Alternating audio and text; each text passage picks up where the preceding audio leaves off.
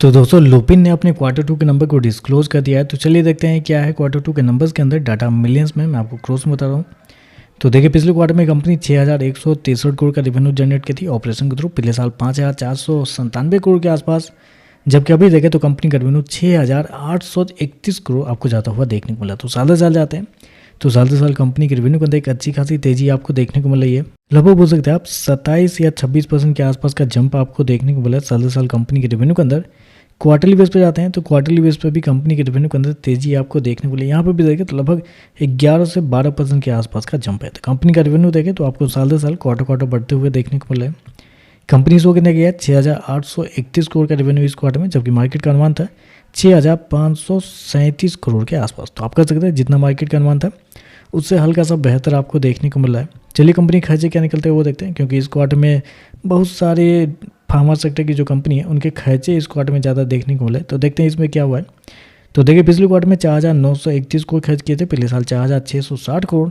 अभी देखें तो कंपनी का 5,130 करोड़ आपको जाता हुआ देखने को मिला है। तो यहाँ पे एक अजीब सी चीज़ आपको देखने को मिले कि कंपनी के खर्चे बढ़े ही नहीं है। मतलब आप कंपनी के ये तीनों खर्चे को देखते हैं, कंपनी के कॉस्ट ऑफ मटेरियल, कंपनी के इन्वेंट्री को देखें, पिछले साल के कंपनी के कॉस्ट ऑफ मटेरियल, कंपनी के इन्वेंट्री को देखें। मतलब इवन दो आप कह सकते हैं दोनों का अगर आप ऐड करते हैं तो पिछले साल से कम ही कंपनी के कॉस्ट ऑफ मटेरियल आपको देखने को मिले, जबकि कंपनी का रेवेन्यू आपका बढ़ा है यहाँ पे 26% के आसपास और खर्चे आपको बढ़े ही नहीं है। मतलब कैसे कंपनी ने ये करिश्मा कर दिया है वो कंपनी ही बता पाएगी, क्योंकि खर्चे आपको बढ़ते हुए देखने को मिल ही नहीं रहे, जबकि 26% के आसपास का रेवेन्यू आपको बढ़ता हुआ देखने को मिला है।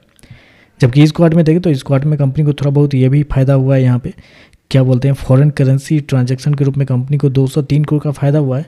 पिछले साल 32 करोड़ का फायदा था, पिछले क्वार्टर में 85 करोड़ के आसपास। तो यहाँ पे भी देखें तो कंपनी का जो करेंसी ट्रांजैक्शन जो है वो आपको एक बड़ा अमाउंट यहाँ पे आपको मिलता हुआ देखने को मिल रहा है। तो इसकी वजह से भी कंपनी के खर्चे आपको कम देखने को मिल रहे हैं। चलिए कंपनी का प्रॉफिट क्या है वो देखते हैं। तो देखिए पिछले क्वार्टर में कंपनी लगभग 1,221 करोड़ के प्रॉफिट में थी, पिछले साल 860 करोड़ के आसपास, जबकि अभी देखें तो कंपनी का प्रॉफिट 1,484 करोड़ आपको जाता हुआ देखने को मिला। तो कंपनी का प्रॉफिट देखें तो प्रॉफिट के अंदर तेजी आपको देखने को मिल रही है। लगभग बोल सकते हैं 60% के आसपास का जंप आपको देखने को मिला है कंपनी के प्रॉफिट के अंदर। क्वार्टरली बेस पे जाते हैं तो यहाँ पे भी आपको तेजी आपको देखने को मिली। यहाँ भी देखें तो लगभग बोल सकते हैं 20 से 22% के आसपास का जंप है।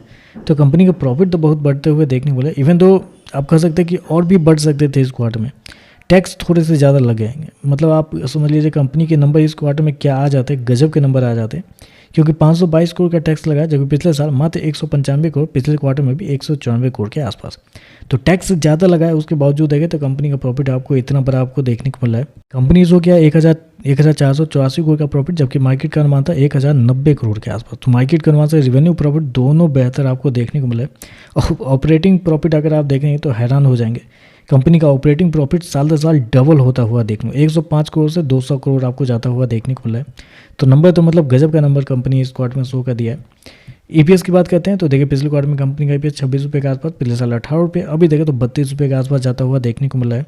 तो ओवरऑल लगा जाए तो नंबर तो बहुत अच्छे आपको देखने को मिले। बस ये प्रॉब्लम यही निकल के आ रही है कि ये जो नंबर कंपनी ने यहाँ पर शो किया है प्रॉफिट के मामले में, ऐसा ना हो कि ये जो प्रॉफिट है वो पीक बन जाए एक तरह से, क्योंकि मुझे नहीं लगता कि ये जितना बड़ा परफॉर्मेंस इस क्वार्टर में कंपनी प्रॉफिट बना के दिया है वो हर क्वार्टर में कंपनी इसको मेंटेन कर पाएगी। लेकिन कर पाती है तो अच्छी बात है, लेकिन शायद मुझे लगता है कि ये प्रॉफिट जो है पीक होगा, इसके बाद शायद थोड़ी बहुत गिरावट आपको अगले कुछ क्वार्टर में देखने को मिलेगी कंपनी के प्रॉफिट के अंदर। नंबर अच्छे देखने को मिले, बाकी देखते हैं मार्केट इस पर कैसे रिएक्ट करता है। वीडियो पसंद आए तो लाइक कीजिएगा, साथ में साथ चैनल को सब्सक्राइब जरूर कीजिएगा। धन्यवाद।